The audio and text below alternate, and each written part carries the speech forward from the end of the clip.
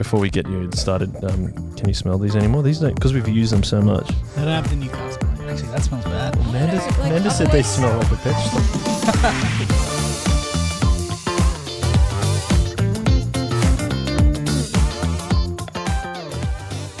Cut it here, Dave. It's the Chip Lunch Podcast. Welcome everyone back to talking to people about their Christian walk, which I'm really excited about today because my name's Joel. I always forget to introduce myself. My name is Joel. I'm here with Braden, who's Hello. usually on the podcast, but we are joined by Amy. Yay. Hello. How are you? Really good. Excellent. Yeah. Why are you really good? I think because it's such a nice day and It is a nice day. I got out for a walk earlier in the sunshine and that just makes me feel really good. What's your current situation? Are you kind of staying at home for most of your working situation? Yeah, for the most part. In fact, for the entirety of my working situation, as you call it, it's all at home. Yeah. So Jabish and I try to get out for a walk each day together. Jabish is your husband? Jabish is my husband. We go for a walk up to Sutherland and back most days, and on a day like today, it's really lovely. Where's your go-to in Sutherland? Are you grabbing coffee or? Jabish gets coffee. We go to the Car Hole Cafe in Oh, Sutherland. that's quite popular. It's It's increasing it in was a real popularity. find. We only discovered it in lockdown, but apparently Mm. it's been there for a year or so. Mm. But it is definitely worth a visit. Check it out if you haven't been there. You don't drink coffee though?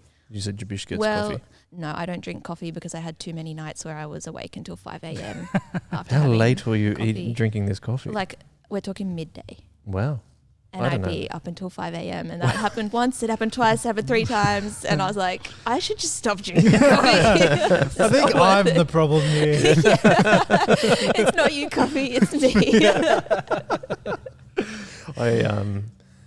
I don't drink coffee either, but I just don't like the taste. So, I like to say I like to start, I can't stand those people like, my day doesn't start until I have a coffee. And I'm like, man. That's a lot of people, Joel. Yeah, I know. Yeah, You're I know. really Well, marginalising yourself. I there. hate most of adults. that's the way to do it. That's the way to stand out. But yeah, I'm like, I can start my day without drugs. Thanks, guys. Do we want to start with a question that's just as divisive, Joel? Yes, please. Yeah. Why don't you ask the question? Sure. There? Amy, how do you take your chips? Hot chips is possibly my favourite food in the world. Wow. Connoisseur. A purist. Yeah, I like to think so. Well, I really am a purist actually because I just like them plain salt, no sauce. That's the way to do it. I That's mean, it. I like a bit of sauce, but yeah, I'm with you. Like, I'm not against sauce, but I probably won't choose a sauce. to have it, Yeah. But I do like them to be thick cut hot chips. Okay. Ooh. Yep. Shoestring fries, Not your not favourite. really my thing. Have you ever had though like that? I think it's called Pom Fritz or something. It's like the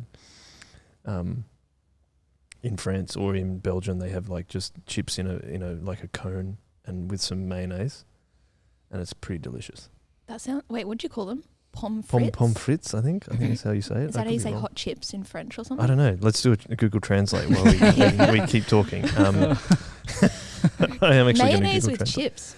Yeah, that's a Or Dutch it's thing, isn't with it? it might be, and if you have the salt and the mayonnaise, just like because it's got the fat and Yeah, I it's can see that working. delicious. I think if I was going to go mayonnaise, though, why not just go aioli? Yeah. No, like- I want or some maybe it's spice. something similar. Something Yeah, spicy. Yeah. I like a spicy aioli. Oh. Oh, yeah. While I search Pom Fritz, How are you spelling that? Just out of oh curiosity. no, POMMES FRITES. Oh, wow, you really... I feel like you're just saying you know your letters stuff. there. I was actually. Can you spell that for us, Dave? Yeah. No, I know how to spell it. I'm a bit of a spelling. I don't like it when people don't spell things correctly. Oh, you'll love me then. Pom's Fritz translates to French fries. There you Wow. Mm. In what French? Yes, French. that's It's detected as French. Ah, very So interesting. yeah, there you go. Wouldn't the French just call them fries then? No, because that's not French. That's English fries. Ah, okay. Fritz is French or Frit. I don't know. Is it Fritz or might be like phrase? No, I don't know. Really, people get in touch listening. I'm who know how sure to they're pronounce it. loving this Comment conversation. below, how do you That's think you right. pronounce Anyway, this let's get word? back to Amy. Second question we always ask is, how did you become a Christian? sorry to interrupt just before that question. I think we have one thing in common. We were both born in Canberra. Is that correct? Yeah. Yes. Yeah. I'm guessing that's where the story starts. You know, every time you tell me that, it's like I hear it for the first time. I'm like, no way, you were born in Canberra. Oh, and then I yeah. remember we Nation's actually had capital. this conversation like twice before. It's a planned city, guys. Play-Doh City. People are really bad drivers because they have really good roads.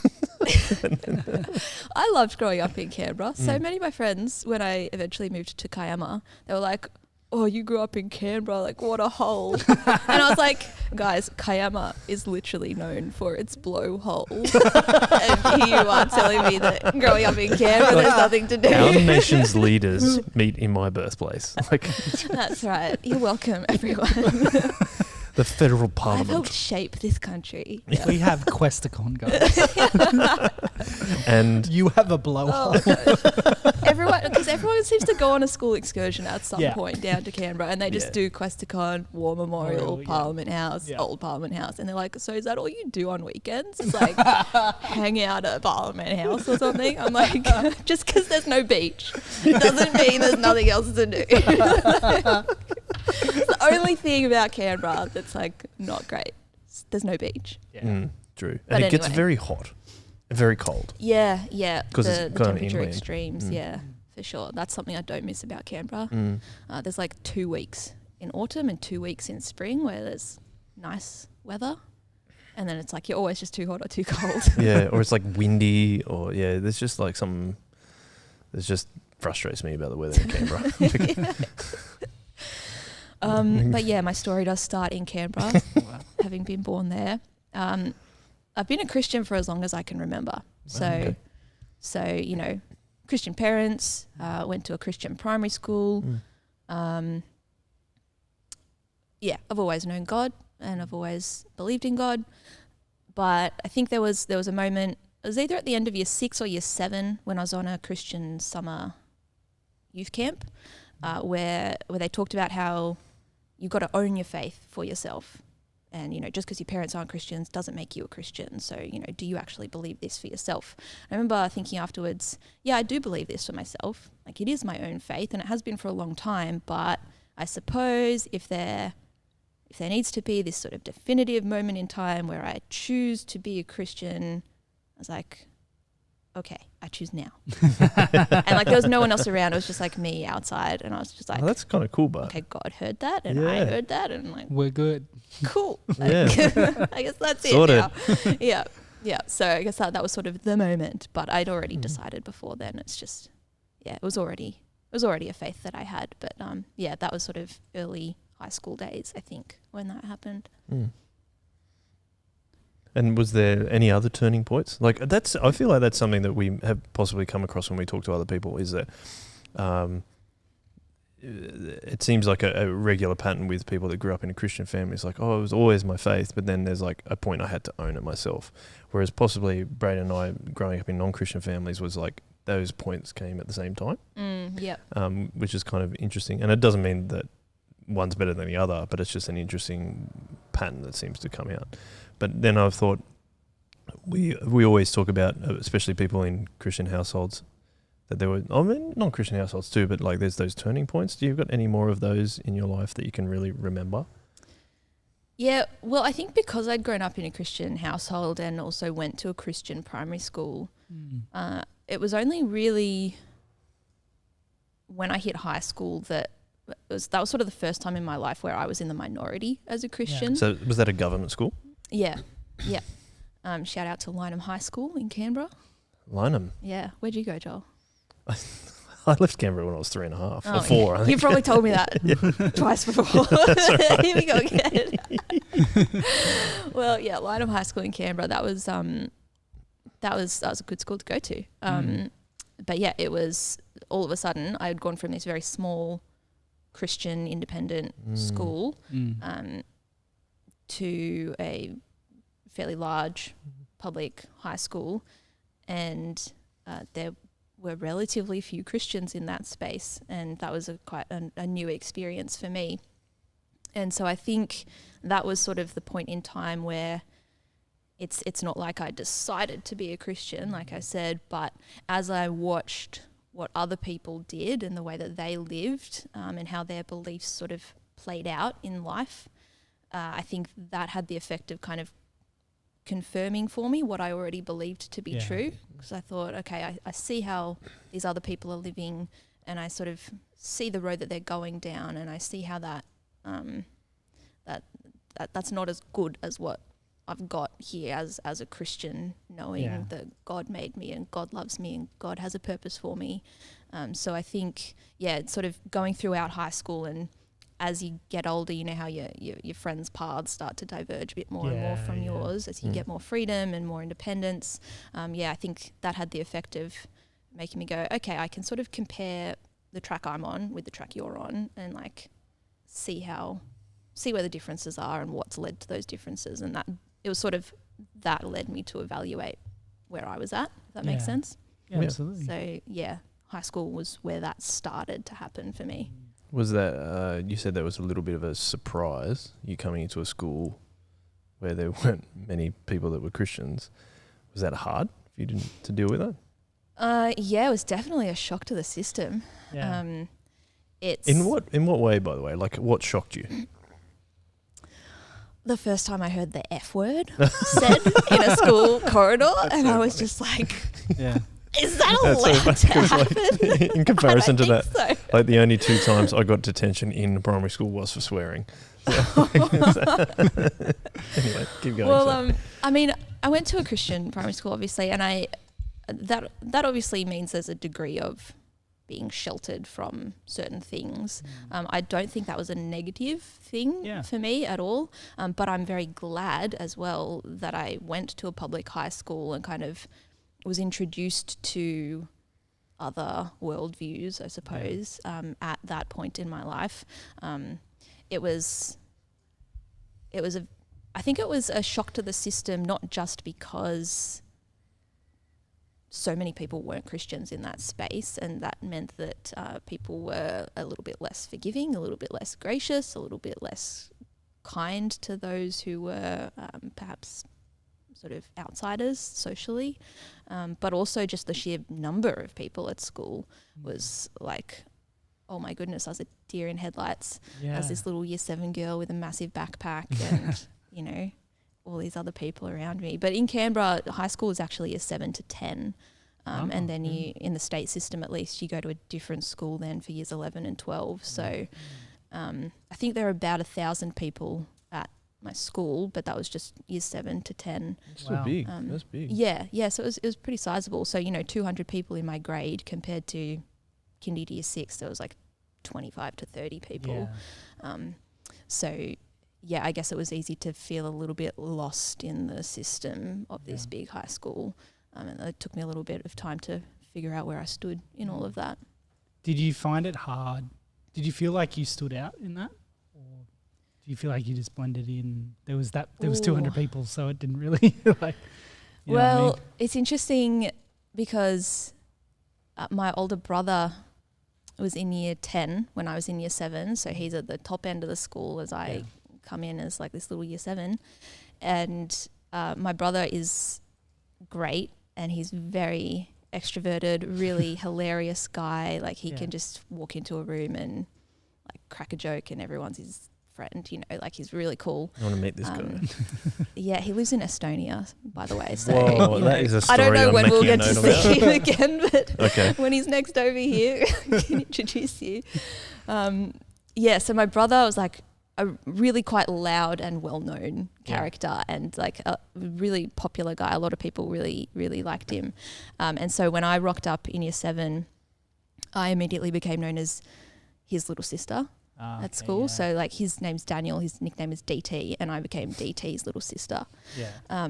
And so all the older people at school knew me as DT's little sister, and all the staff knew me as Daniel's little sister.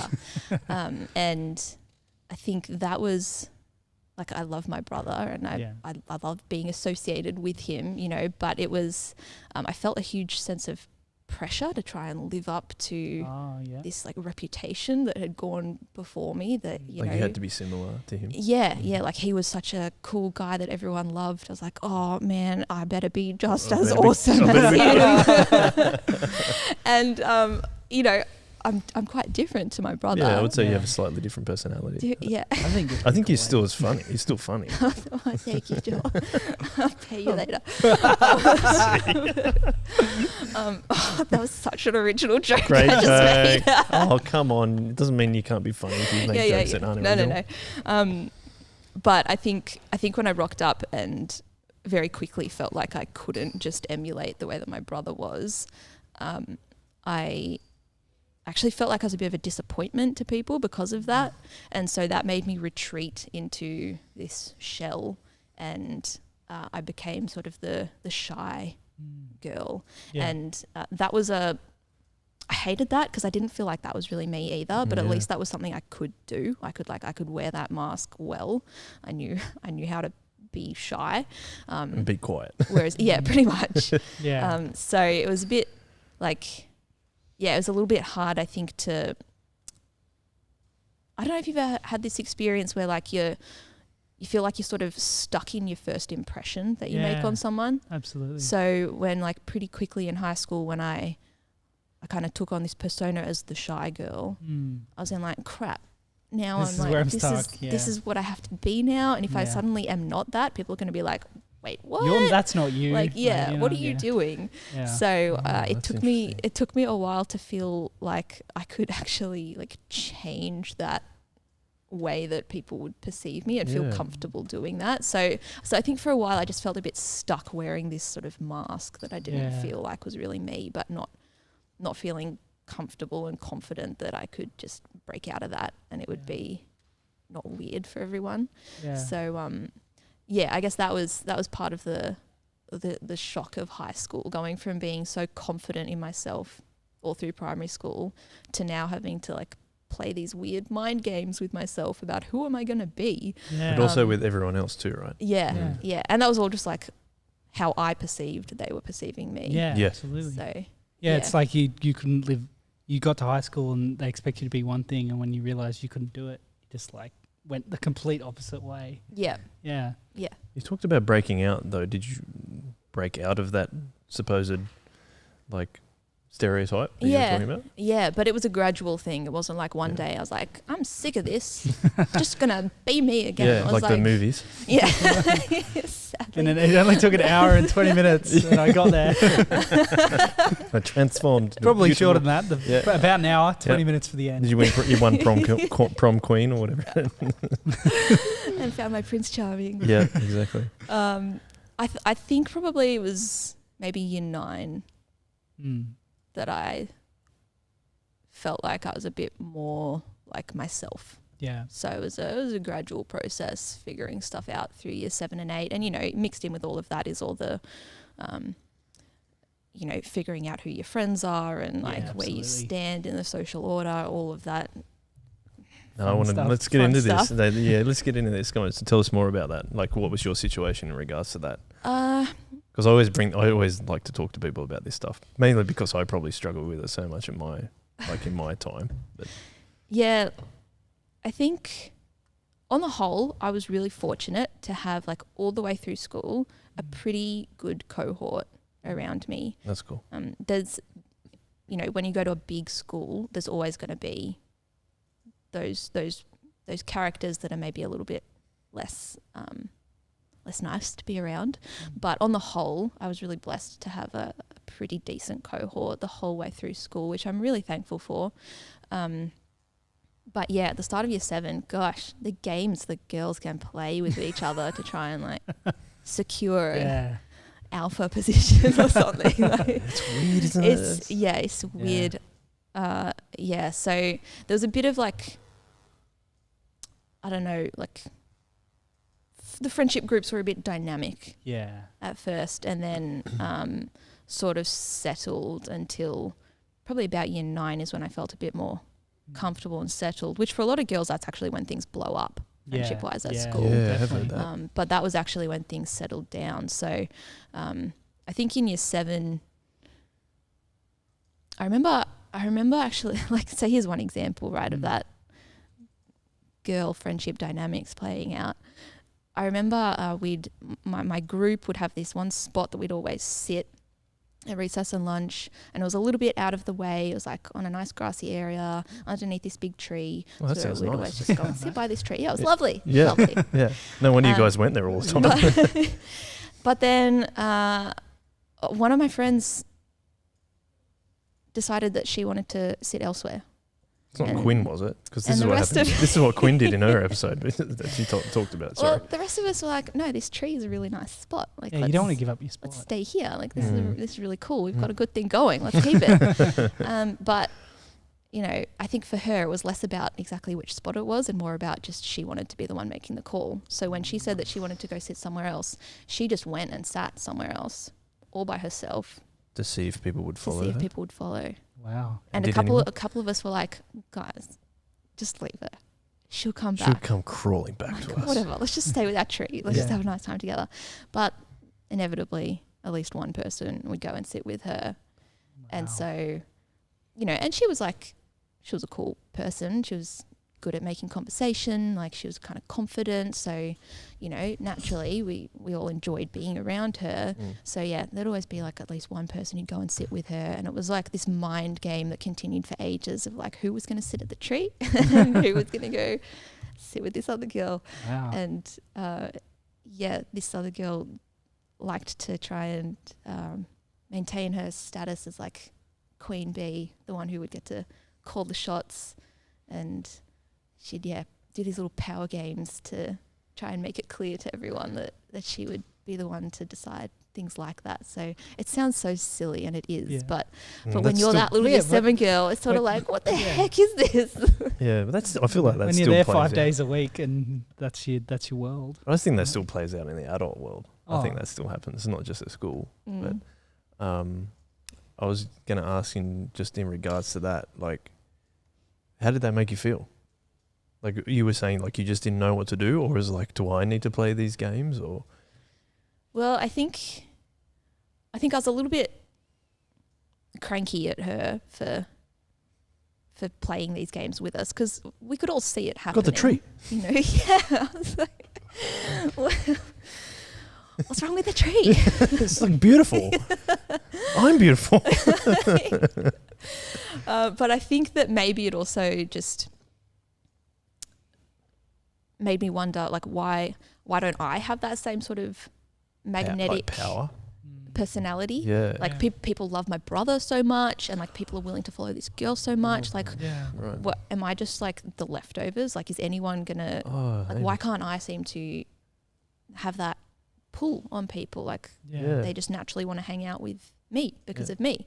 So yeah, that was probably going on in my mind at the same time. Well, that's like really honest. So I like appreciate that. How did that play out for you? Like, something we talked about with Ethan was that he was always able to, even if he was a non-Christian environment, he was always able to go back home, and his Christian parents really helped him out and deal with that situations. Is that something that you felt was the case, or was it like something you had to work out on your own? Or No, family was really helpful at that time. So I remember talking about it heaps with mum and dad, and debriefing with them and my brother and sister at the end of the day. Like, yeah, I think I'm so glad that I could talk to my family about it and know that they had my back. And home was a place where I could just let my hair down and be me, even when I felt like I couldn't be me at school. Yeah. It's interesting, as I've thought about this recently, like youth group was actually another place that was a bit hard for me in that regard, because like all the youth leaders were lovely. Like it was a great culture to be a part of, but my older brother was also a youth group, and people loved him there DT. as well. And DT was amazing. So when I sort of rocked up to youth group at the end of year 6, again, I think it's just this pressure I put on my own shoulders to be just as cool as my brother, and like I wanted people to love me just like they love my brother. And when that couldn't work out, again, I sort of retreated and again got stuck sort of wearing this mask. Did that make you like a At bit youth like a bit group. sad about not being able to break out of it?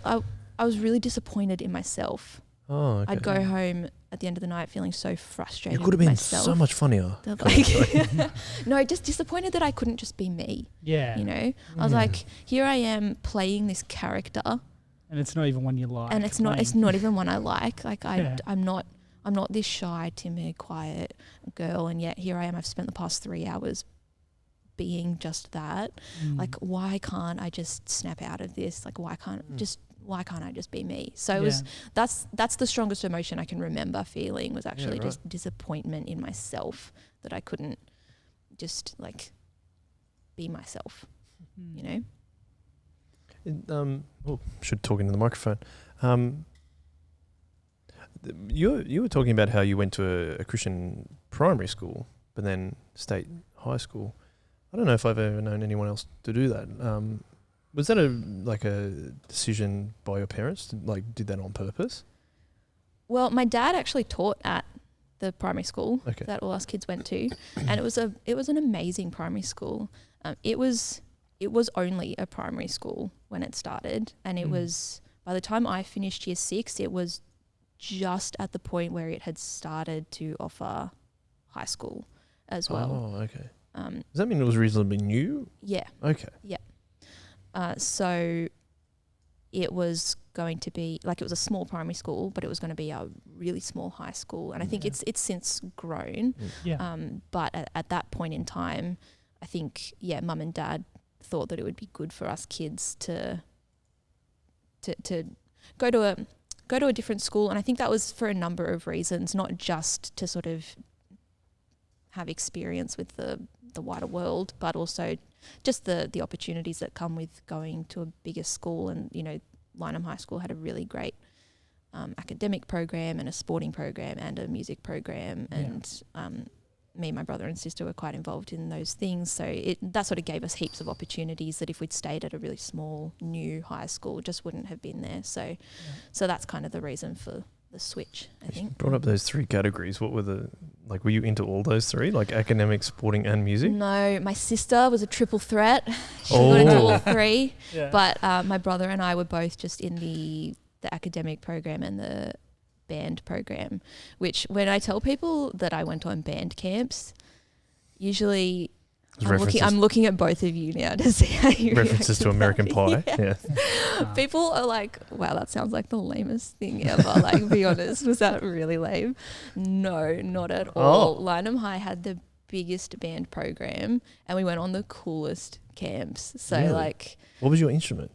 I played the flute. Oh, you said that. I'm sorry, you said that. So mainly because, I mean, that was the easiest instrument to carry to and from school. Whereas my sister, pretty portable. My isn't sister it? chose a saxophone. I did trombone. Jokes on her. It was a massive Trombone's even worse. Massive mistake. It'd be even worse about tuba, because we were talking to Alana last week. Alana's tuba. like, oh yeah, I just ended up doing the tuba because I had a bash on it, and it was like, oh, she can play the tuba.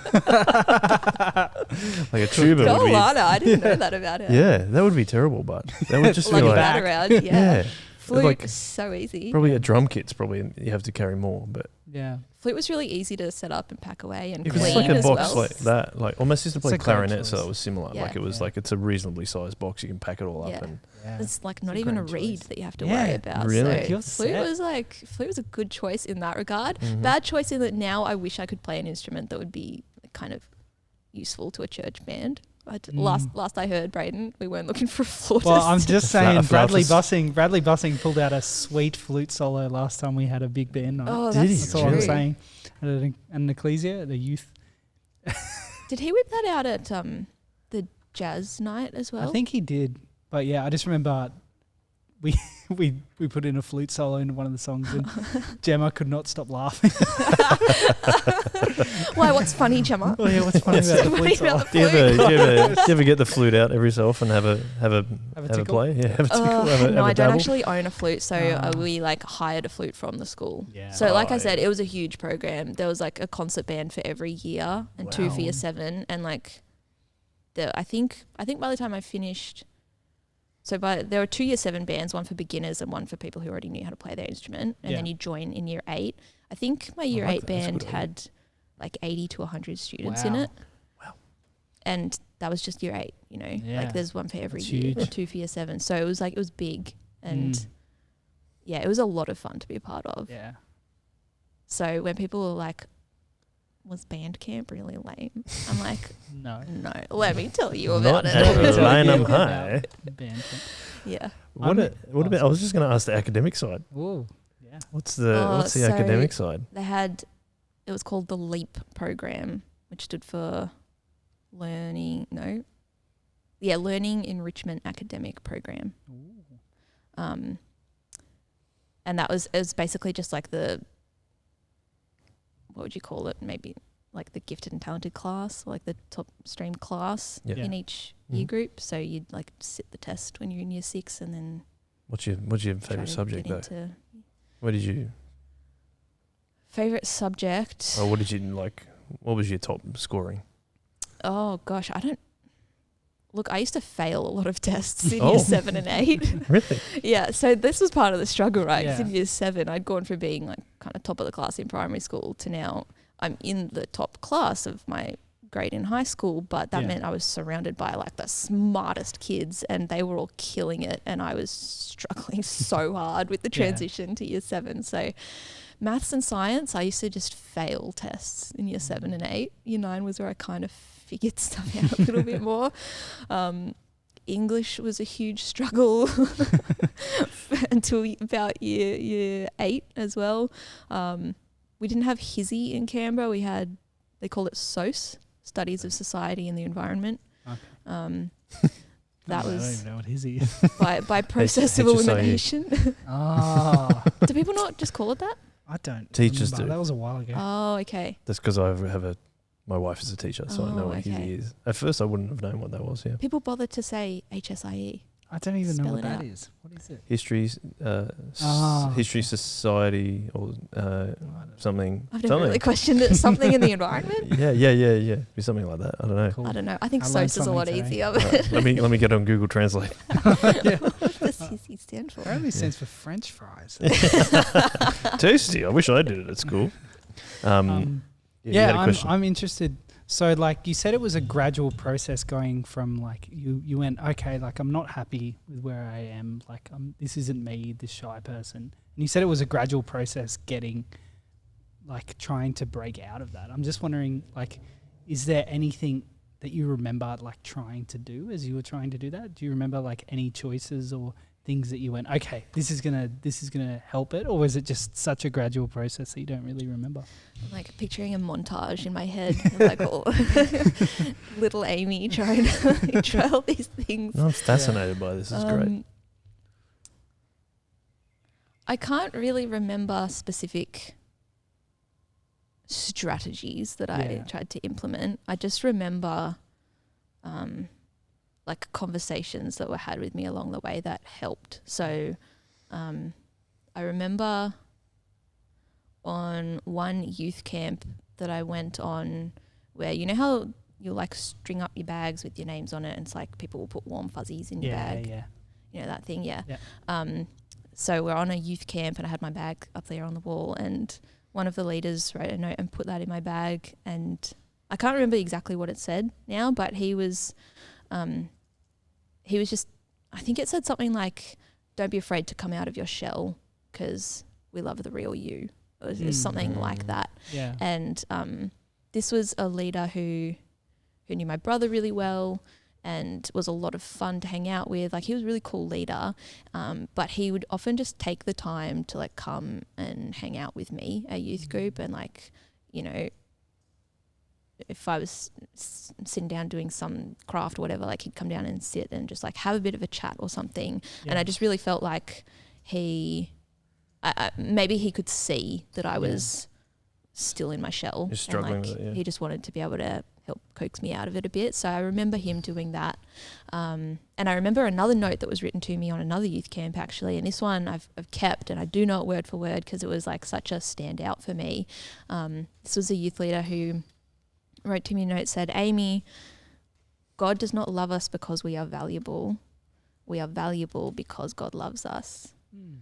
And that just really struck a chord with me because I think I went, you know, I've been assuming that my value only comes from how well I can be as cool as my brother, basically, in these spaces. And if I fail at that, then like I don't really have anything to offer. So I guess I'll just like take a step back. And that note wasn't just like an overnight change for me, but I remembered that, and I kept thinking, you know, my value doesn't come from how much like Daniel I can be, or, you know, how much people think I'm like him or not. My value is constant, because God's love for me is constant. It's unfailing, it's unchanging. And if that's what gives me value, then my value doesn't change. So that was a really helpful shift in mindset. And like I said, it wasn't immediate, like, oh, snap out of it, now I'm set free. But it was like that was something I could keep coming back to and being reminded of, and that was really helpful for making that change over time.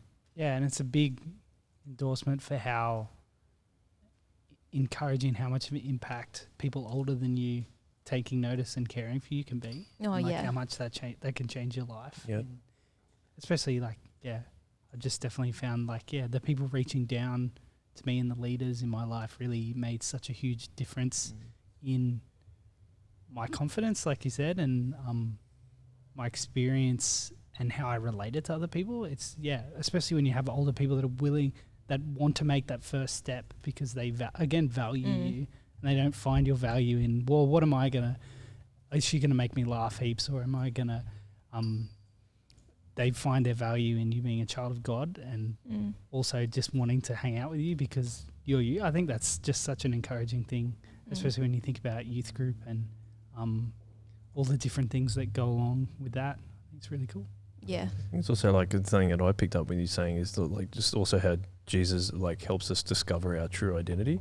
Like he was searching for that, and through those like leaders and stuff, they help you to see that like no, we want to love you for the person that God's made you, not the mask that you put on like to fit in within certain like some certain construct that you've come up with, or like to fit a certain mold that people want you to stay in high school and stuff like that. And I think I kind of identify a little bit with you that I wish that we always talk about, like, I wish we'd done more at high school. Like we'd been like stand out more as a Christian, or like, because we could have actually loved people better. Like, and then we'd also be more confident in our identity as God's children. And I think that like I took a lot from your honesty around that, Amy, is just like talking about that in a way that you struggled with that, and then you're showing like, oh, actually I could get out of it because thanks to Jesus. Like that's what's the cool thing about it. My next question was just like, we kind of paused around year 9. What happened? Was it year 9? Is that? Oh no, so the tree was year 7. Is that right? The tree was year 7. Did you graduate away from the tree? We did eventually. Yeah, only because of that girl, or was it because of like, or did your friendship group kind of change because she split it apart? Oh. I don't think she split it apart. To be honest, I can't remember why we moved away from the tree eventually. If it was just like too far to walk in the end, we're like, whatever. Or was it a bit closer to boys? Wow. No, not yet. No, that wasn't the case at all. My best friend all the way through primary school was a boy, and then I hit year 7 and I was like, I don't know how to talk to any of these boys now. Wow. So I didn't have a male friend in high school for like all of year 7. That's fair enough. Oh, I don't think many people do. I don't think many people want to hang out with you. Like my best friend, like the whole way through primary school was a boy. And like, I never thought twice about it. It was just like easy as breathing air. And then year 7, I was like, I don't know how to talk to any of them now. I don't know you anymore. That's funny. He and I stayed friends though, but like he stayed on at the primary school and like went to the brand new high school there. So like, I still see him. We were still friends, but at my new school, guys weren't friends. So anyway, year 9 was kind of when friendships felt like they settled down a lot. And I think by that stage, our group was like way less rigidly defined. We'd sort of merged with a number of other groups, and we were kind of one big like fluid group that you'd sort of have your closer friends within it, and but like you were sort of part of this wider group, which I think was actually a really healthy thing, because it just meant that, you know, every recess and lunch you would sort of be interacting with different people rather than the same like 4 friends or whatever. Like it just meant there was a bit of a a wider group to, what's the word, like if there was any tension within the group, it was just easily like diluted. Yeah, I it's suppose. dispersed because you Yeah. had more people. Because, you know, whatever you, I think because like if you had an issue with someone in the group, you didn't have to make a big stance of like, I'm not sitting with the group today or something like that. I was like, cool, I'm still a part of the group, but I'm just going to sit over here with this cluster of people instead. And it wasn't a big drama or anything. There's always the people who kind of naturally seem to thrive on the drama and will create more drama than is necessary. But in a bigger group, I guess it didn't obligate everyone to get caught up in it. Yeah. So that was a really healthy thing, I think. That is cool because you said you had a good. I find this word so funny, cohort, but it's interesting how big a difference that makes the even the year that you have in high school. Because speaking to Amanda, for example, in the previous couple of episodes, she had a really good year. They had a really good year, and everyone got along really well. Mine, in contrast, nope, not the case. The same with Quinn's. Quinn's is very separated, and even towards the end of year 12, I still remember it's like we were still like, I think the most together we were was like there was supposed to be a muck-up day at school, like in year 12, and everyone just went to the beach instead, and that's where we all hung out at the same time. Like that was the.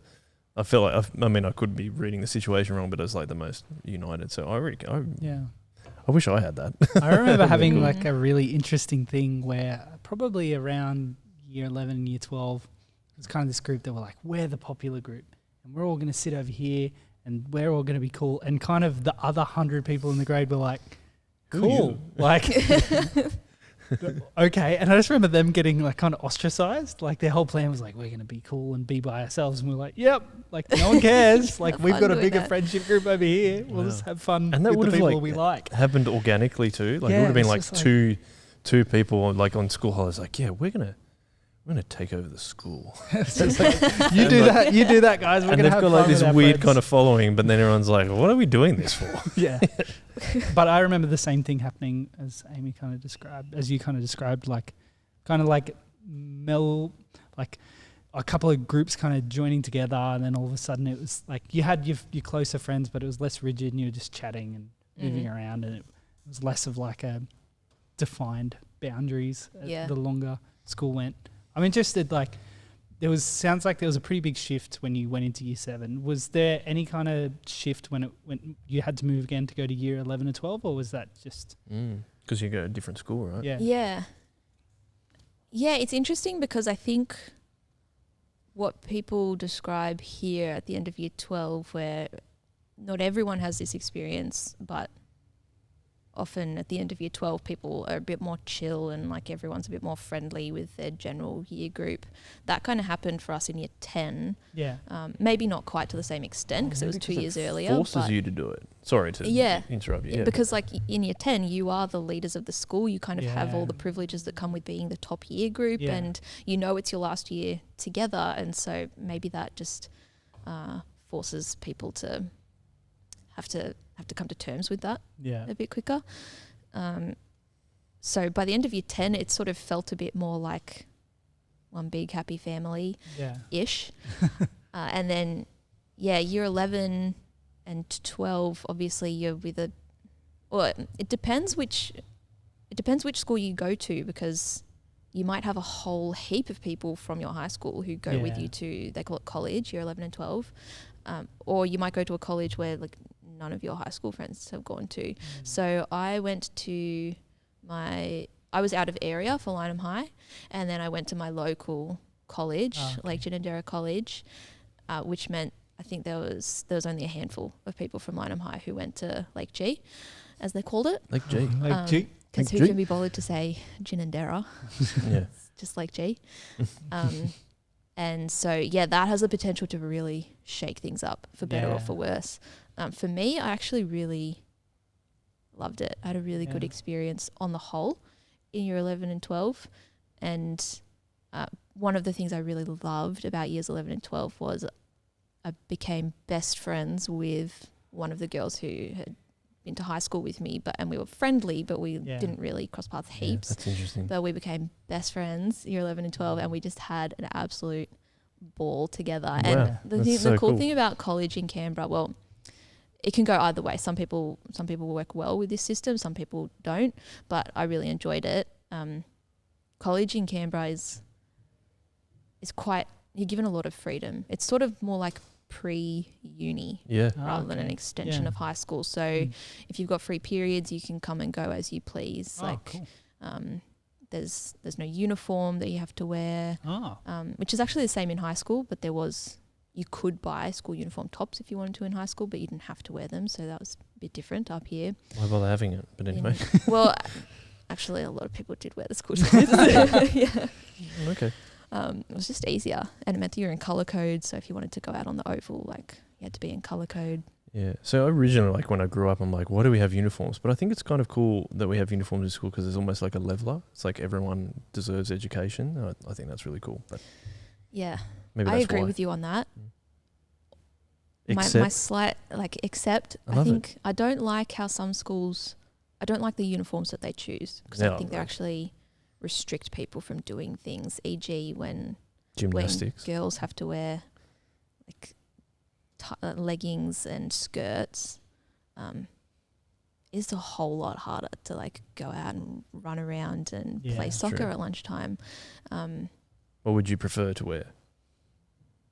Shorts and a t-shirt. Yeah, right. Yeah. That makes sense. And, you know, some girls, if given the choice, would rather have the skirt. But I just like that. I'd prefer if there'd be a choice Yeah. rather than not. But anyway, That's okay. that's Sorry to distract you with the no, that's uniform fine. chat.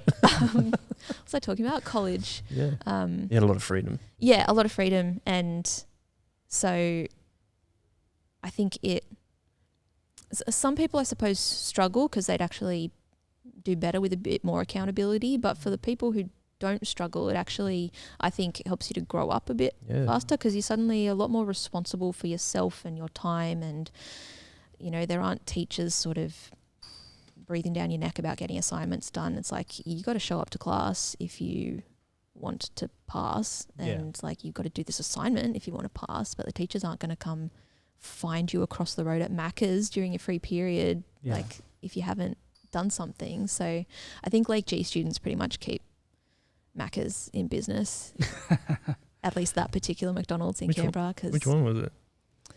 Lake G Macca's, Oh, okay. they had to put a pedestrian crossing outside the school because 'Cause it kids were literally running is right across across the the road from road. Macca's, because so many students were just like dashing across the road, and eventually they were like, look, let's just put cut a our losses. crossing Yeah. in here because But we'll Macca's just probably paid for the acknowledge- crossing. Yeah, They're like, probably. well, Yeah. we're making so much money. Probably right. Yeah. But yeah, my friends and I didn't used to go to Macca's. We used to go across to the mall, which was maybe like a 10-minute walk away. This was back when Maya used to have a cafe in it. Do you remember that? Yeah. Yep. Fancy. And they used to do really good wedges. So in our we used to have a free period that would back onto lunch, and if that was the case, that's where we would Wedge be. period. Wedge going period. ahead. We'd have wedges at Maya. Yeah. It was a really good time. Yeah. Right. So yeah, like there is a potential for year 11 to be a quite another big shock to the system, I Yeah. suppose. But It sounds like you were looking for that, being- like it as a was step pretty up. good, pretty good That's pretty experience. cool. Yeah, Many Christians at college? I wouldn't say many. Your best friend wasn't Christian? She would have called herself a Christian. Mm. Yeah, she was not so regular with church attendance, but yeah, she would have called herself a Christian. So, yeah, that was something I could talk about with her, and we sort of shared similar beliefs in that way. So that was probably a helpful thing. You're still friends with her now? I wish. Yeah. I wish. I think we stayed really good friends for a number of years, even after I moved away. But then eventually sort of fell out of touch. Oh, I'm So, Sorry. yeah. Yeah. Oh, Maybe one day. it's just nice that you found someone that you really got on really well with. Yeah. And that's yeah. cool. Because I think for example, I had that in like year 9 and year 10, and then it petered out like year 11 and year 12 because we went different paths. But yeah, sometimes it was just like you can almost finish these other sentences sometimes. So that's pretty cool. Romance. Yeah. It wasn't, yeah, kind of. When did you move from Canberra? Was that after college? Yeah, so I finished year 12 and then I wanted to go to Wollongong Uni. Yeah, And up the darts. Yeah, and so did my brother at that time and so did his girlfriend at that time. So the three of us ended up moving up to Kiama together, whereas my parents and my sister stayed in Canberra. And yeah, we commuted from Kiama to Wollongong for uni, which was great. What did you do at uni? I did exercise science and rehabilitation. Cool. What was the reason you chose that? I loved studying the human body. So in year 11 and 12, I did a subject called human movement. I don't know what the equivalent is up here. I think it's the same. Oh, is it? In I think they had it at our school as human movement. Oh, okay then. Right. I loved it. I found it fascinating. I used to get really good marks in it because I was just so into it. Yeah. So I didn't know exactly, like exercise science and rehabilitation was a degree I could do where I wasn't forced to pick like physio or like any particular health profession straight away. It would lead into, I'd come out the end of it as an exercise physiologist, but it would sort of also give me enough sort of foundational understanding that I could pick and choose different paths to go down if I wanted to. So that really appealed to me, and Wollongong had a really great course, and so that's where I ended up. That's still a decent way from Kiama to Wollongong. Like, how long would that take? It was 45 minutes on the train. Oh, that's fine. But that was good. I used to use that as Bible reading time. So very good use of holiday of you. Yes, I was very a holy uni student. The whole time you're reading the Bible for 45 minutes. An hour and a half each day. Let me get into numbers right now. Finish numbers on this trip. Yeah. How did you find the uni experience being a Christian? Really good, actually. Yeah.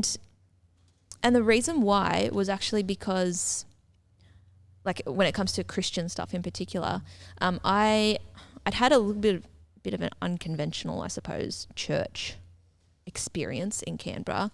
For the last few years before I moved away, we'd actually been doing a home church set up with our neighbours. Oh wow! And which worked well, but it meant that when I moved to Kiama and I started going to Kiama Anglican Church, that was the first time that I had ever experienced like a really healthy, thriving church where there were other Christians my age, like in not large numbers, but like compared to what I'd had in Canberra, like a sizable group of young adults my age at church. And, you know, it was the first time I'd ever been to a regular Bible study with people my age and stuff like that. So I was just throwing myself into church stuff and really loving getting to know people at church. Yeah. And I think that meant that I prioritized that rather than getting really involved in the uni Christian group. Yeah. But my uni experience and my sort of first time healthy church, you know what I mean by that? Like, not that my home church wasn't healthy, but like a sort of proper Anglican church setup. Yeah. Healthy church experience was like together. Yeah. So that I just remember that being a really joyful time. There were heaps of good things happening. And, you know, I was 18, I was living away from home for the first time. I was really having to find my feet, and getting clicked into such a good church so quickly and making a lot of friends my age really quickly was a huge thing, because apart from my brother and his girlfriend, I didn't know a soul in Kiama when I first moved up. But now all of a sudden, as soon as I start going to church, like, here's a solid church family, here's a group of friends. And I think that gave me a really good foundation as I started a new chapter, I suppose, of life away from home. Moving out of home, was that hard? Because I suppose you talked about college and teaching you to take responsibility, but I don't know if I would have been okay with moving away from home for like at that young age. Maybe because I didn't want to have to reestablish relationships with people and stuff like that. But you'd almost been used to it, hadn't you? Because you'd been to primary school and to a different high school and then to high school college, and then you go to university. So you'd kind of been used to that? Yeah. I had the option of staying in Canberra and doing a similar course at the University of Canberra.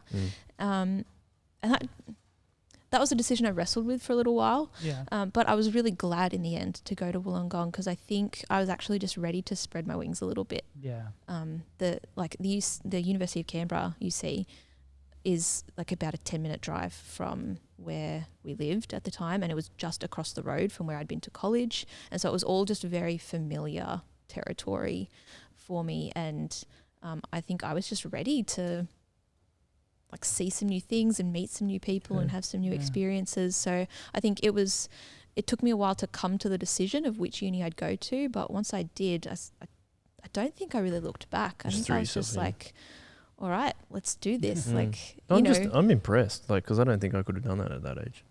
Oh, you might surprise yourself. True. Well, I reckon when you just sort of thrust into it, you kind of have to learn to fall on your feet. I reckon. It's just where you are. I reckon you could. It's just that it's not the most comfortable thing to do because it's easy to stay where you are with the people that you're with. But I think if you're kind of pushed outside your comfort zone a bit, you might surprise yourself with what you could have I'd probably be all right with actually the act of doing it, but the choice, I reckon I would have struggled with. Like to go, oh, it's fine for me to just go. And I suppose going with your brother might have helped a bit because you like, at least I know someone. But are you the middle child of three? Yeah, okay. Can't you tell? Not really. My middle child syndrome. Oh, It's coming to the fore. I've got that weird. I'm technically a twin, but technically the middle child. So I get none of the benefits of being the middle child and none of the benefits of being the oldest. You'll have to steal his birthright. Yeah, exactly.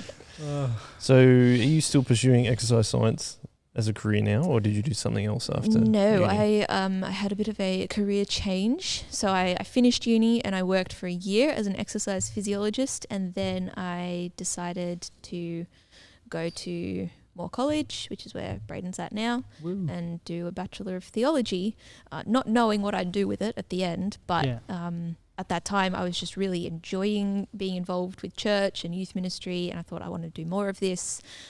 I'm going to go to college and pray that at some point in the next 3 years God will make it clear to me like what I'll do at the end of it. And so I kind of parked exercise physiology where it was at, and so far haven't gone back to it. It's sort of it's there, but it's kind of just laying low for now. It's just a backup, really. Why did you want to study theology? Well, the idea first crossed my mind actually while I was studying exercise science and rehab. I think I was in my second year or something when I came across this YouthWorks course that was like you study theology and you train to do like outdoor ed stuff. Oh yeah. And I remember thinking that is such a cool combination of things. Yeah. And I think I was just really loving Bible study each week and the chance to dig deep into the Bible and discuss it with people and ask tough questions. Like that was just a highlight of the week for me. I loved it. And so I was I think at that point in time, my Bible study leaders were maybe suggesting I consider some study down the track. Yeah. I can't remember if it certainly came up later. I can't remember if it came up then or if I just found this course off my own bat and was like, that looks so cool. So I was kind of considering whether I would actually finish my uni degree after 3 years, which is just the exercise science bit, and then do this YouthWorks thing afterwards. And I sort of prayed about that for a while, talked about it with a number of people at church, and in the end decided, no, I'm going to finish my full degree, the 4 years, and we'll reconsider theology somewhere down the track in the future. And then while I was working as an exercise physiologist, I was thinking, even while I was studying it, I loved studying it, but in the back of my mind I was going, I don't know if this is going to be my career that I stick with for 50 years or whatever. And certainly in the job, I was going, look, I can't, I'm already thinking about what's next. So the idea of studying theology popped back onto the radar that year, and I took that year to sort of visit different colleges and again think about it, pray about it with different people. And I think about halfway through the year, I decided, I want to go to Moore College next year.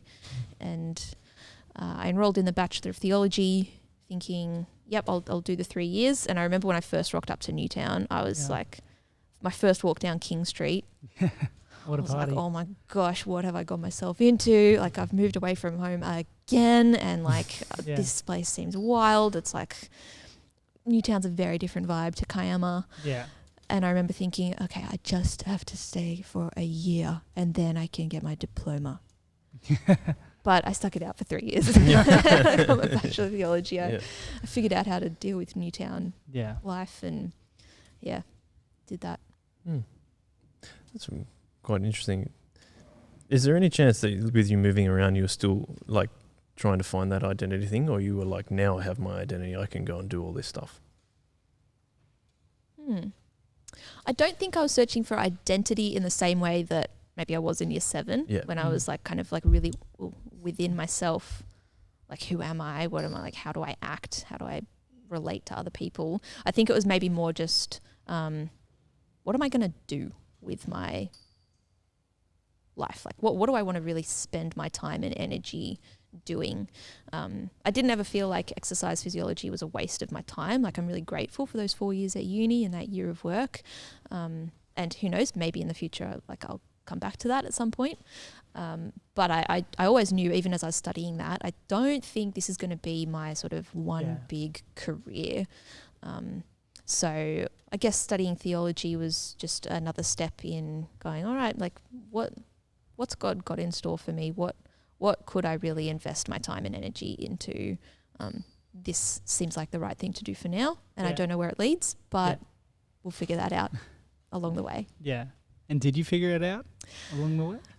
Yes, but it happened pretty late in the game. It was like my final semester of college, and I still had no idea what I was doing, like what I was going to do. And that was a good growth experience of being able to trust God in that uncertainty. Because in your last semester of college, everyone starts asking the question of like, what does next year look like for you? What are you going to do? You got any job interviews coming up? Like, everyone's talking about it. And I remember thinking in first year, I'd hope I'm not that person who's still not got a clue when people start asking that question. Yeah. And there I was in third year being like, I still not sure, have no idea. Do you want to talk about something else? Yeah, but gosh, if you'd told me 10 years ago that I'd be a scripture teacher, I wouldn't have believed you. It never appealed to me. So in Canberra, there's no such thing as scripture in schools. So I never had scripture as a student. I'd never taught a class before. I had no idea what it looked like even. But in my last semester of college, when I was thinking about what I'm going to do next, and I was looking into all these different options, the more I thought about it, the more I thought, actually, teaching scripture in a high school sounds like a pretty good fit for me, because I've really enjoyed working with youth in the past. Like, youth ministry is something I've loved, and you know, I'm someone who likes to be quite organised and structured, and so having the structure of a school day where I know exactly which classes I was teaching and what I was teaching, like that kind of appealed to me. And I was like, oh, you know what, actually maybe this is like going to be a good job to pursue. So here I am now, a scripture teacher for the past 3 years-ish. Yeah. With a few COVID interruptions to the job. That would be tough. By the way, HSIE. All the way back. Yeah, I forgot all about the way that. back. Human Society and its Environment. That's what it stands for. So the ITS gets an I. Yeah, that's odd, isn't it? So we can't just make it HSE. No wonder we didn't get it, because I never would have thought I stood for ITS. It's very odd. Why doesn't O? Why isn't it Hosey? Hosey. Hosey. Hosey. Jose. Are you doing Jose? Wait, is that where the O goes? What did you say it was? Humans? Human Society, and there's no of. Oh. It's just Human Society and there. there's an and. So it could be Human Hazai. Society and... Oh, there's too many vowels in a row. Yeah, that doesn't work. Forget it. That's probably why they did it. Everyone just did what you did. And they're like, oh, what if we try the I? Oh, here's the works. Like, trust teachers to come up with a strange algorithm. Oh, not algorithm, acronym. Sorry, algorithm. They might come up with algorithms, but we'll leave it to them to come up with that. Your phone's going to have a funny algorithm now that you've been searching Hizzy and French fries in It's true, French. but I use DuckDuckGo, so I same don't use. here. I don't use. So it can't Don't make touch me, Google. algorithms out of us. Exactly. I'm fine with the algorithm. See more of what I want to see. That's how they get you. Yeah.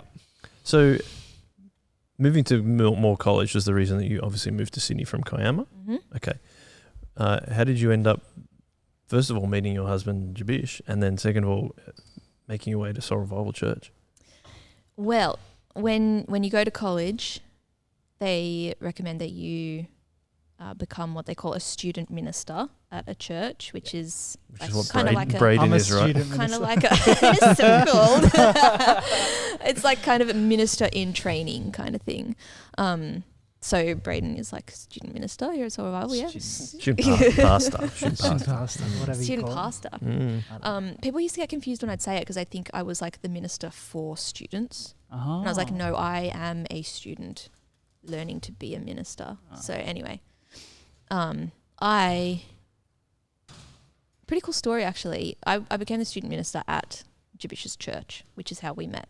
Is that Caringbah? That's St. Phil's in Caringbah. So I'm quite familiar with St. Phil's because even before I became student minister there, because my grandparents have gone there for decades and my uncle goes there. Really? My mum, I think, became a Christian in that church before she moved away.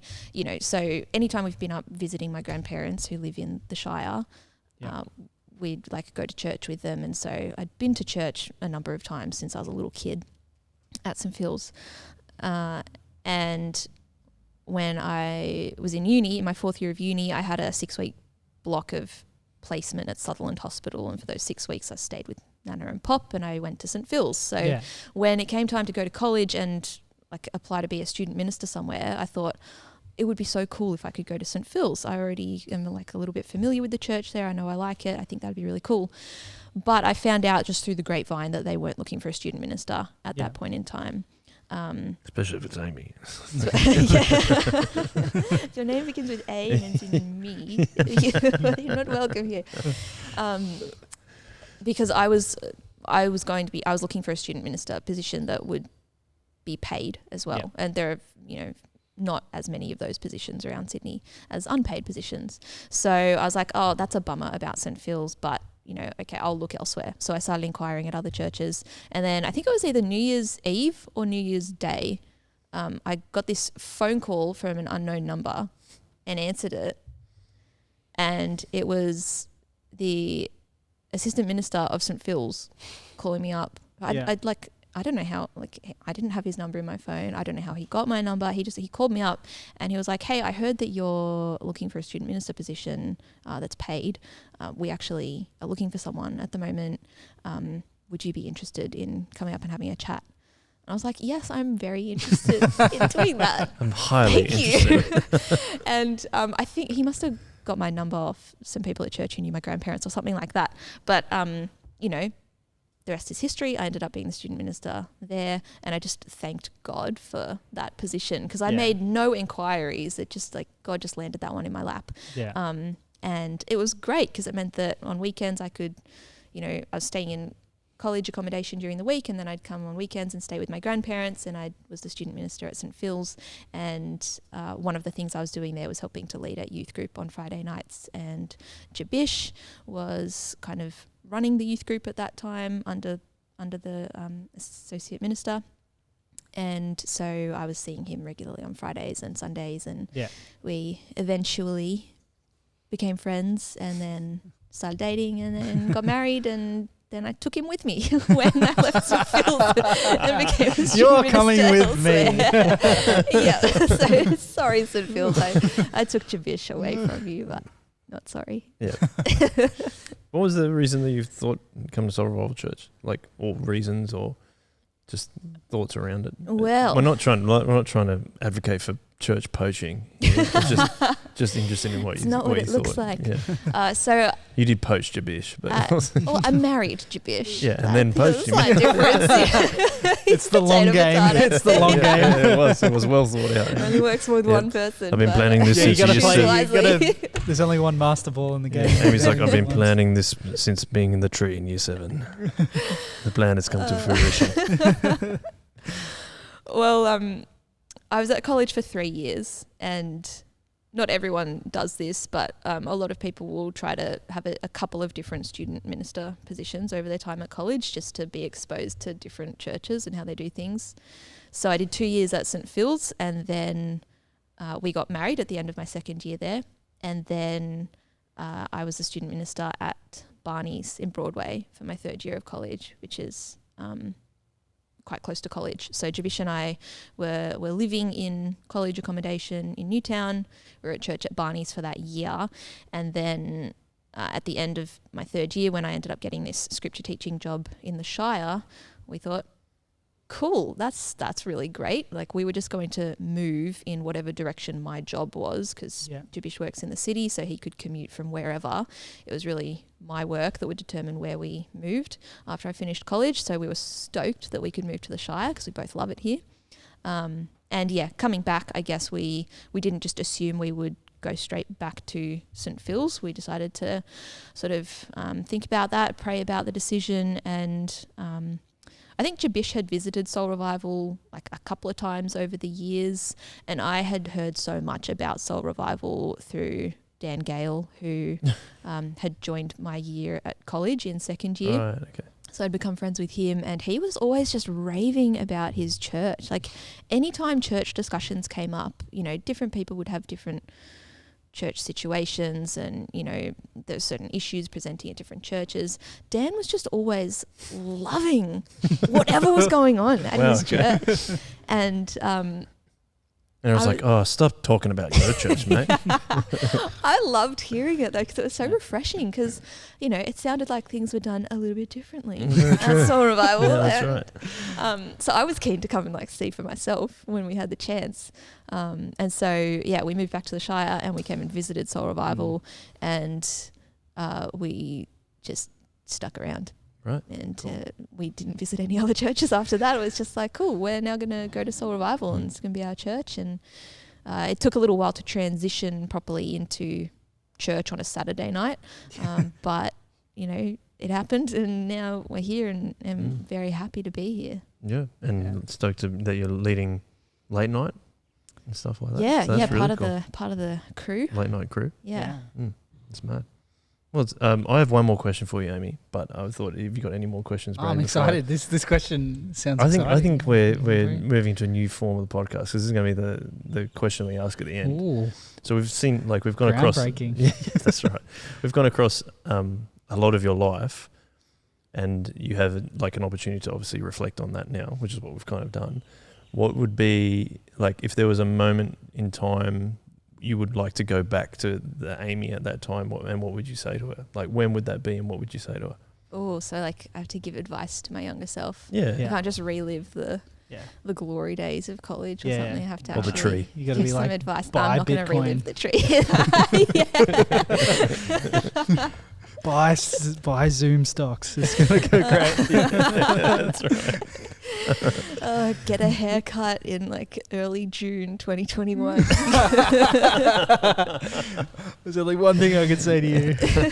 You're referring, if anyone doesn't know, you're referring to COVID lockdowns. Yes, where you and the inability to get a haircut for the Yep. past 4 months. But you know what I did? It was, I reckon it's just as good as a haircut. I just changed my part from this side to this side. Yeah, I did a few weeks ago, and I was like, that was brilliant. I prefer this. It's a brilliant decision. I'm really this happy side. with it.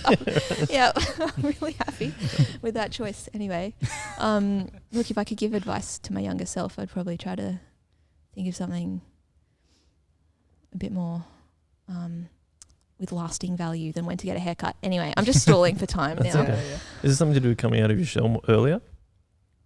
So I feel that was a theme. Yeah. Can we, Ek, please put in the thinking music like you did in Oh, Amanda's episode. thank you. Music. Thank you, Ek. I appreciated that. Who was it that got the thinking music last? Was it Amanda? Amanda, music. Yeah. Amanda, what a trailblazer. I guess if I could go back to year 7, I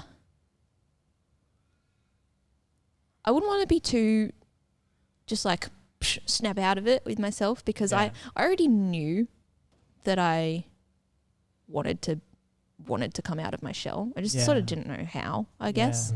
So I think if I could go back to year 7, Amy, I think I'd just say, look, it doesn't need to be a dramatic transformation. Yeah. Take it one day at a time and just remind yourself of the truth each day, that you are valuable because God loves you. And,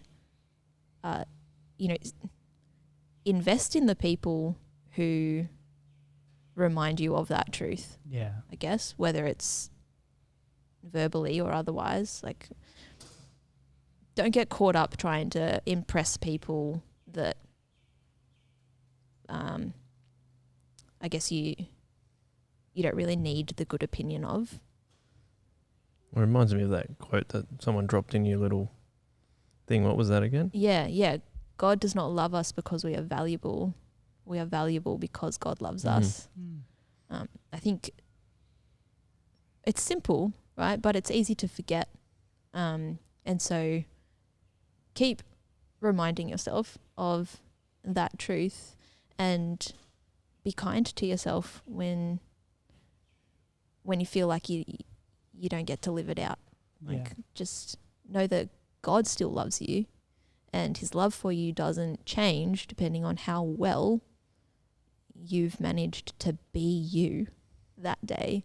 So even if you're disappointed in yourself, God still loves you, and you can try again tomorrow, and like your value hasn't changed either way.